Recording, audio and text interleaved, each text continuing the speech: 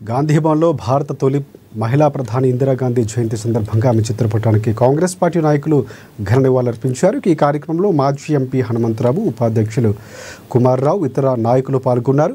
ఈ సందర్భంగా కొత్త ఇన్ఛార్జ్ ఏఐసిసి కార్యదర్శి సచిన్ సావంత్ గాంధీ భవన్కు వచ్చారు. ఆయనకు ఎమ్మెల్సీ డాక్టర్ బల్మూరి వెంకట్, ఇతర కాంగ్రెస్ పార్టీ నాయకులు స్వాగతం పలికారు. సచిన్ సావంత్ కూడా ఇందిరాగాంధీ జయంతి కార్యక్రమంలో పాల్గొని నివాళులర్పించారు. ఆయన వెంట ఫుడ్ కార్పొరేషన్ చైర్మన్ ఫాయిం కూడా పాల్గొన్నారు.